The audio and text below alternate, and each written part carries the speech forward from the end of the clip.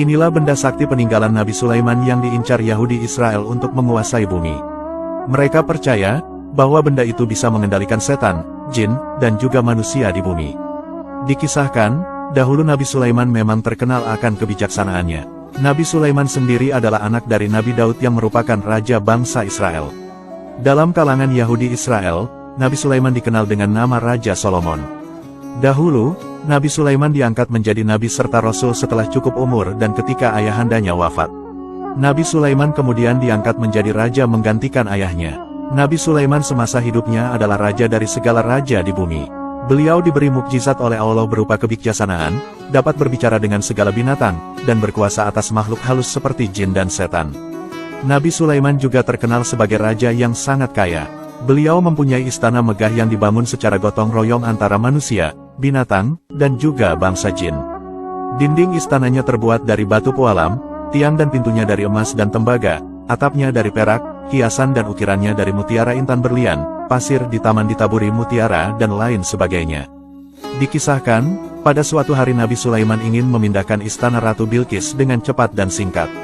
Kemudian, ada seorang jin yang menawarkan akan membawakan istana Ratu Bilqis kepadanya. Namun sayang, rakyatnya yaitu orang-orang Yahudi Israel malah kufur terhadap Nabi Sulaiman dan mengingkari jika ia adalah Rasul utusan Allah. Kemudian, timbullah rasa penasaran mereka tentang kesaktian Nabi Sulaiman. Orang-orang Yahudi dan ahli kitab amat ingin memiliki kemampuan seperti Nabi Sulaiman karena dapat membuat bangsa jin patuh terhadapnya. Padahal, kemampuan dan kehebatan yang dimiliki Nabi Sulaiman merupakan sebuah mukjizat dari Allah Subhanahu wa Ta'ala. Orang Yahudi lantas mengira bahwa pastilah Nabi Sulaiman mempunyai sebuah kitab atau benda yang membuatnya sangat sakti dan mampu menaklukkan makhluk di bumi. Adanya niatan dari bangsa Yahudi ini membuat setan mendapatkan ide. Perlu kalian ketahui, bahwa di zaman Nabi Sulaiman setan kerap naik ke langit untuk mencuri informasi dari para malaikat tentang kejadian gaib apa yang bakal dan sedang terjadi di bumi.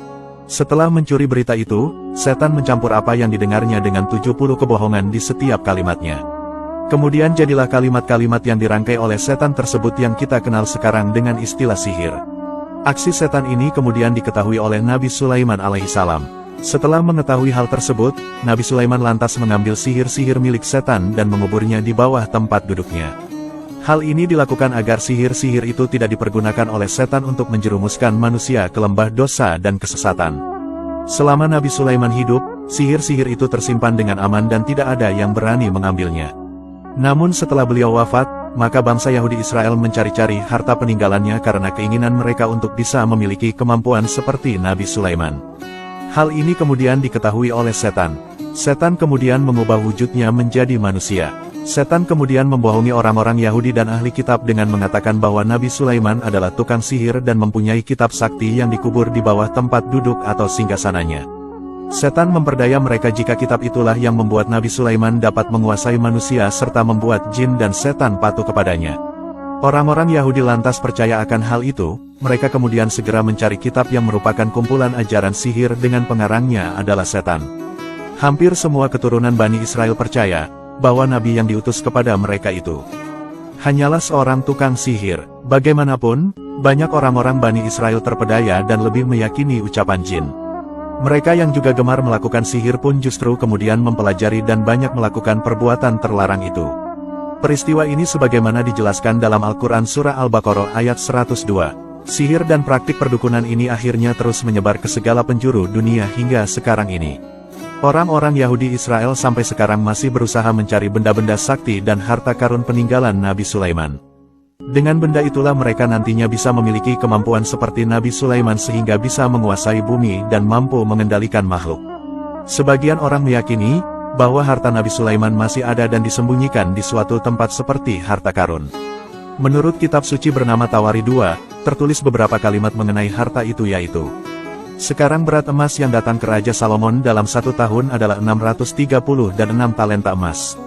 Selain itu ia memiliki pedagang, dan dari pedagang perdagangan rempah-rempah, dan dari semua raja-raja Arab, dan dari para gubernur negara. Kekayaan Nabi Sulaiman telah membuat banyak orang percaya bahwa ada harta karun besar yang disembunyikan di suatu tempat dan menunggu untuk ditemukan. Namun, apakah isi dari harta karun itu agak tidak pasti, dan dapat berkisar antara benda-benda emas dan perak hingga artefak yang lama didambakan perjanjian. Lalu, Banyak dugaan di mana beberapa peninggalan dan jejak Nabi Sulaiman ada di kota Yerusalem. Hal ini dilihat dari dinding yang dibangunnya di sekitar Yerusalem. Dekorasi batu dalam bentuk dua bintang Daud yang saling bertautan yang dikenal sebagai Khotam Sulaiman. Selain itu, diyakini juga bahwa dinding tersebut berfungsi untuk melindungi kota dari roh jahat. Simbol ini telah dikaitkan dengan kekuatan supranatural dan perlindungan sejak zaman kuno. Kemudian, benda yang paling dicari selain harta Nabi Sulaiman adalah peninggalannya seperti kuil suci yang diyakini berada di bawah Masjidil Aqsa Palestina. Dalam literatur kuno, Temple of Solomon atau kuil Sulaiman yang dikenal dengan Haikal Sulaiman juga masih menjadi misteri meski umat Yahudi meyakini keberadaannya di bawah tanah Masjidil Aqsa. Sebelumnya, pendapat tersebut sudah mendapat banyak bantahan, salah satunya dari Israel Finkelstein, yaitu arkeolog dari Universitas Tel Aviv yang tak meyakini keberadaannya di sana. Nabi Sulaiman memang dahulu dikenal memiliki kerajaan yang tak ada tandingannya sepanjang sejarah. Pasukannya bahkan sangat banyak dan terdiri atas manusia, jin, dan juga hewan. Tak sedikit bangsa jin yang menjadi budak di bawah perintahnya. Hebatnya, para jin jahat di zaman itu tak ada yang berdaya di bawah kekuasaan beliau.